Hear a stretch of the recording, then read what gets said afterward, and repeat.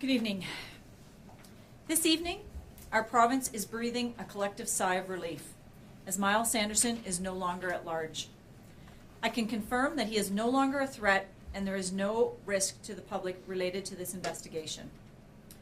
I'm going to provide a timeline of the events that occurred this afternoon that led to his arrest. And I will also provide some insight into the operational work that occurred over the past 4 days. Here's what I can share with you about the Saskatchewan RCMP response in this investigation. On September 4th, the first report was received by Saskatchewan's RCMP Operational Communications Centre at 5:40 a.m. of a stabbing on James Smith Cree Nation. 2 RCMP officers on duty that morning were at Melfort RCMP detachment, approximately 45 kilometers from James Smith Cree Nation. They were dispatched by DOCC at 5:43 a.m.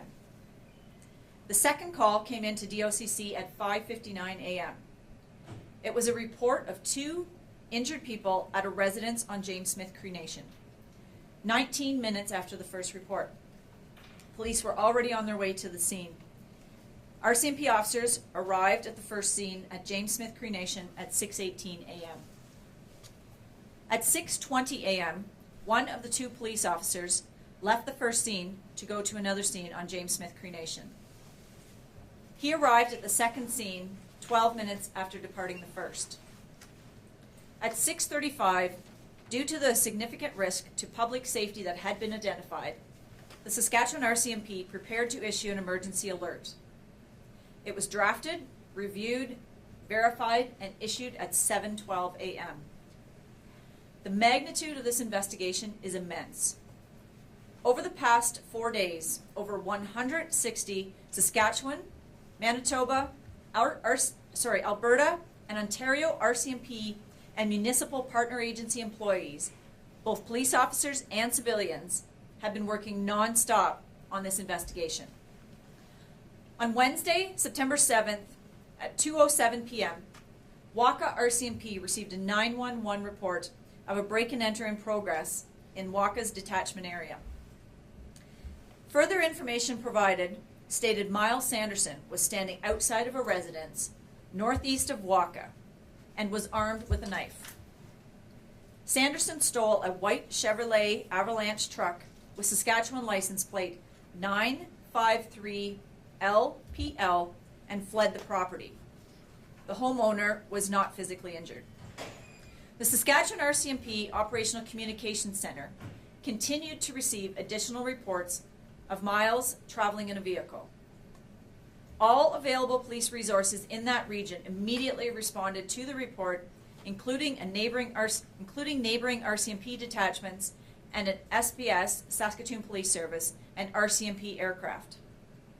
At 2:49 p.m., an emergency alert was issued to help ensure the safety of residents in the Waka region and travelers on the highway.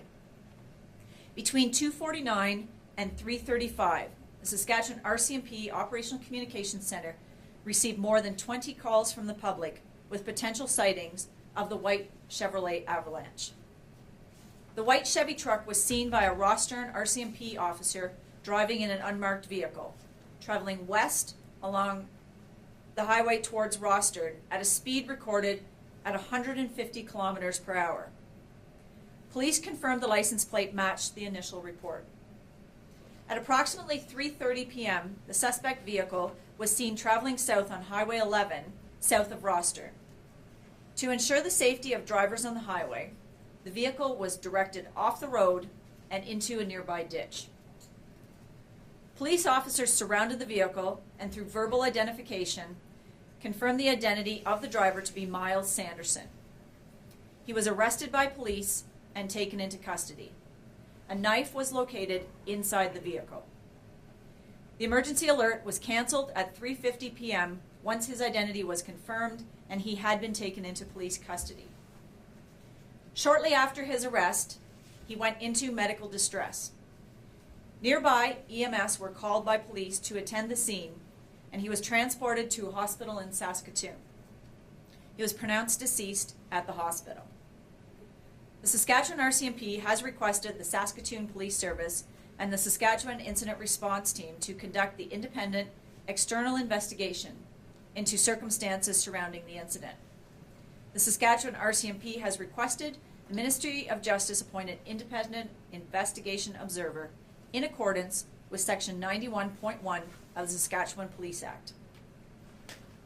Over the past 4 days, RCMP officers have been working on locating Myles Sanderson, following up on each and every tip from the public, using every technological, human, and investigational tactic and resource we have available to us.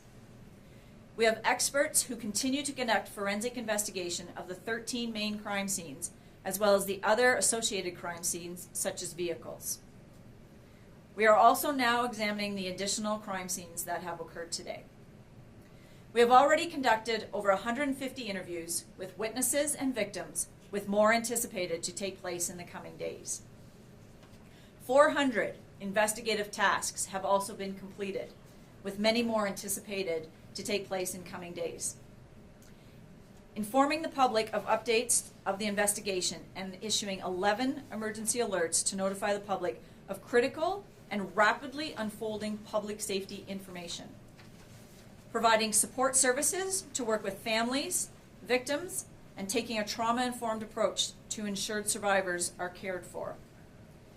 Meeting with local community members. And since Sunday, the Saskatchewan RCMP's Divisional Emergency Operations Center, also known as DEOC, has been active. The DEOC has been staffed 24 hours a day with a combination of police officers and civilian employees. Autopsies of the deceased victims are on schedule to be completed by the Saskatchewan Coroner's Office by the end of this week. Autopsy details will not be released, as that is part of the ongoing investigation. And this is not the end of our work. We do not stop here. The Saskatchewan RCMP continues to investigate this tragedy, and a police presence will continue in James Smith Cree Nation and the Weldon communities for the next while. Again, I would like to offer my deepest condolences to the families and all those affected and impacted by these events. Our thoughts are with you, and I hope that now you will be able to start healing. Thank you for your cooperation during this incredibly difficult time. I would also like to acknowledge the incredible support from our municipal and provincial partners, as well as the outstanding work completed by our RCMP officers, who worked tirelessly day and night to bring this file to this conclusion. Today, I was at James Smith Cree Nation and in the community of Weldon. I was able to see firsthand the generosity and support from the residents of both James Smith Cree Nation, Weldon, and the Melfort communities. I would like to thank all members of the public who submitted tips and followed up on our request to provide information, no matter how small, no matter how seemingly insignificant, as part of this investigation. Thank you to everyone for your part in helping to keep one another safe. Okay, I'll now take any questions you may have. Hi there. Alec Salome, Regina Leader Post. I'm going to ask, and I understand that this is part of an ongoing investigation, but we've seen footage of somebody standing beside the car, White Avalanche. We've seen photos of somebody being arrested by RCMP today, standing up. We've now been told that Sanderson is dead. How did he die? Was he alone when he was arrested? He was the only occupant of the vehicle when he was arrested. Shortly after being arrested, he went into medical distress.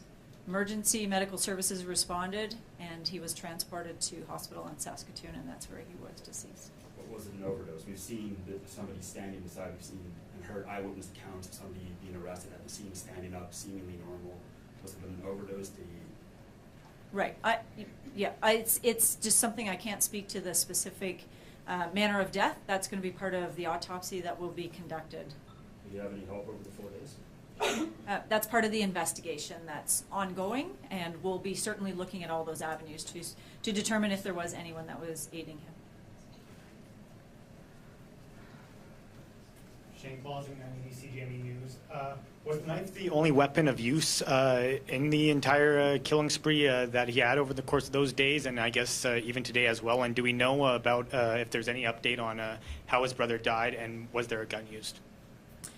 We have no indication that there were firearms involved. The manners of death will certainly be part of the autopsies and make that determination. In the vehicle today, the weapon that was located in the vehicle was a knife. We're still putting together the parts of the investigation that will speak to Damien's cause of death. And, there are aspects with Myles being deceased that we may not know how some things unfolded with how that incident unfolded between the two of them. But we're certainly looking at all avenues there. And then just to follow up, I guess, do we know if Myles ever ended up leaving that area? Obviously, there's the report about him potentially being in Regina with another occupant of a vehicle.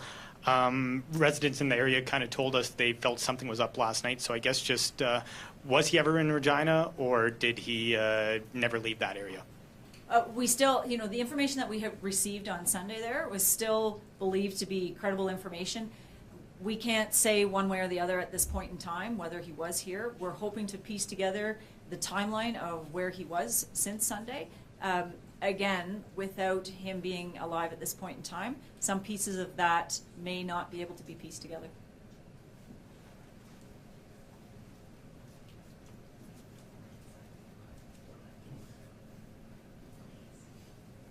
Nikki here with the Canadian Press. I was just wondering if when he did go into medical distress, since he was in police custody, did any officers attempt to do CPR on the man? Absolutely. All life-saving measures that we're capable of were taken at that point in time until the arrival of EMS shortly thereafter.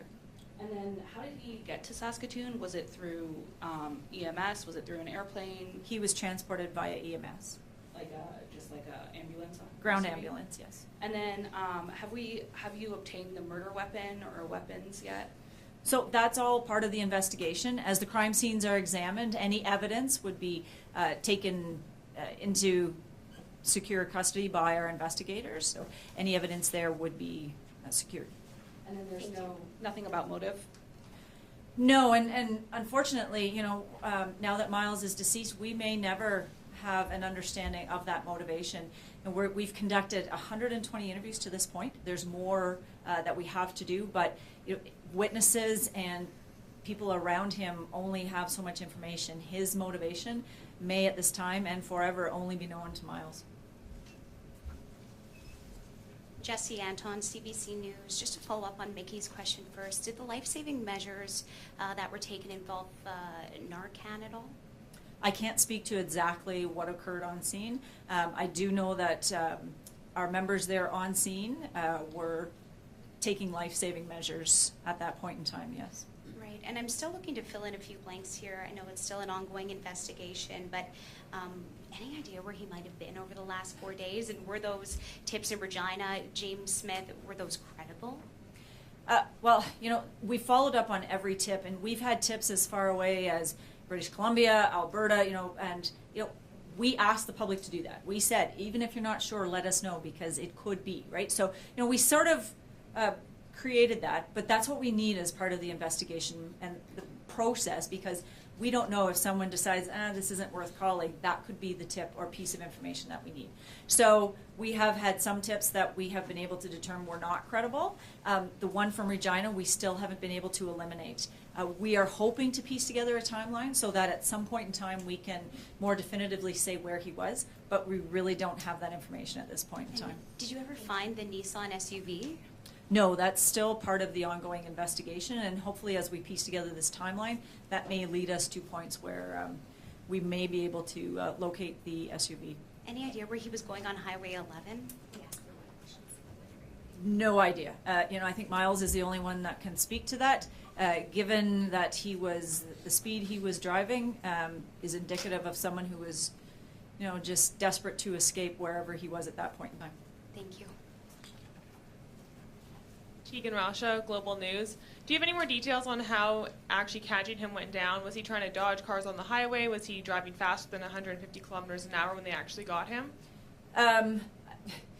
It's, we don't have I don't have exact speeds that were occurring. We did end up engage in a pursuit. We don't take pursuits lightly. There has to be some significant risk to the public, and that's exactly what we felt today, that it warranted a pursuit. We were able to connect with that vehicle, remove it from the road, and return some sense of safety to the drivers on the road. Cole Davenport, CTV News. What is your message tonight to the remaining families and survivors of these attacks now that that this seems to have come to a very quick end?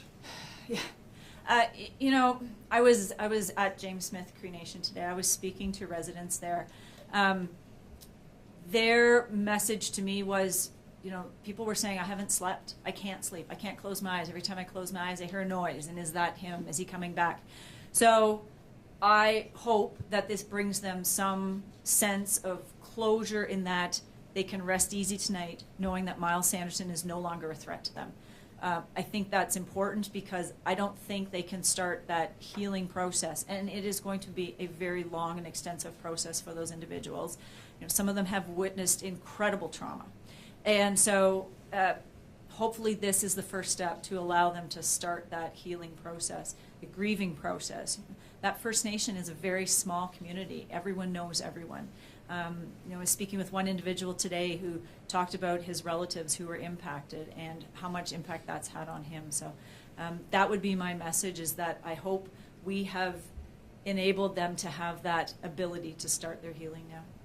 And then just a quick follow-up, how does the RCMP plan to potentially play a role in some of that healing? A big part of what we do in this province is being part of our community, understanding, knowing our community. When I was there today, there was some individuals who were going to check on persons who had been injured who were at their house, and they asked if they could have RCMP go with them. And they didn't ask for the RCMP; they asked, can Alphonse go with us? They know the members in their community, and they trust those members, and they ask for them by name. And that's the important part that we play, that understanding of what these people have been through, trying to support them as much as we can as they start their very long journey of healing.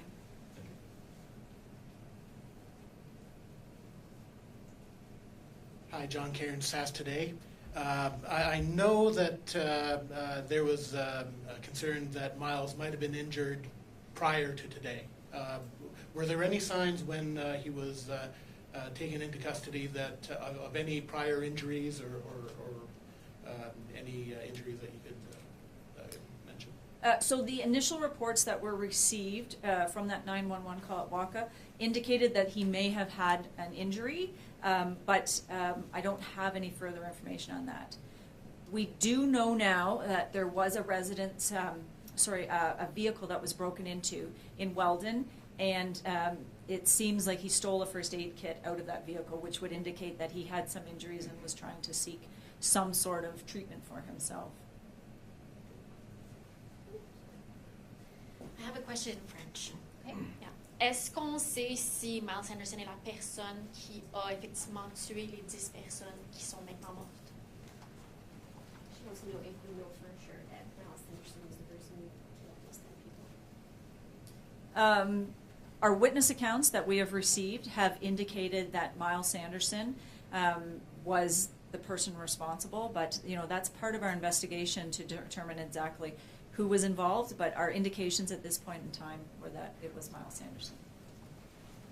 Alors, les indications reçues lors des entrevues avec les témoins révèlent que ce serait lui qui serait impliqué. Par contre, encore là, l'enquête est toujours en cours. On est encore en train de vérifier toutes les informations qui sont reçues.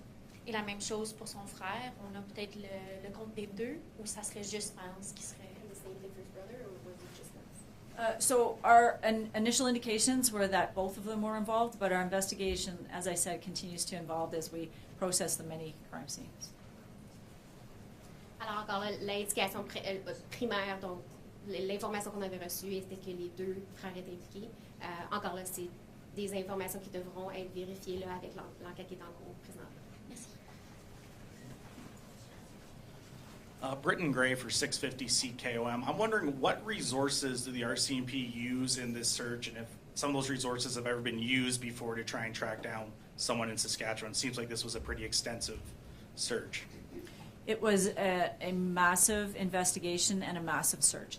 We brought in resources, both human and technological resources, from other RCMP divisions as far away as Ottawa.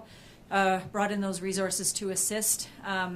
Every technical capability that we could access was made available to us, and we utilized pretty much all of that was made available.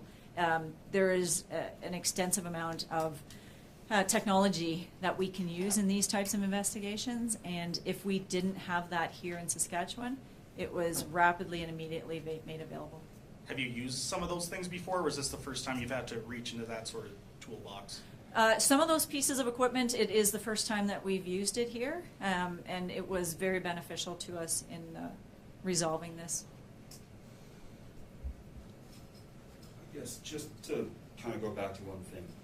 You said that he was alone when he was arrested. Was he alone while he was traveling in the white truck throughout the day? Was Myles Sanderson by himself during the day?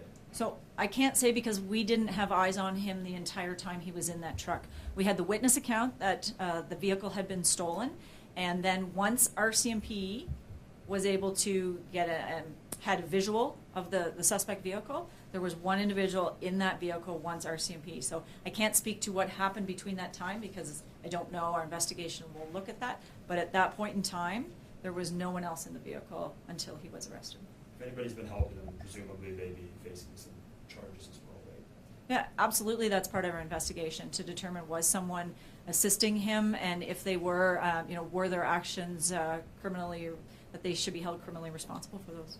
You mentioned the number of interviews that you've done so far, and you mentioned that we might never have a definitive or good motive for what happened.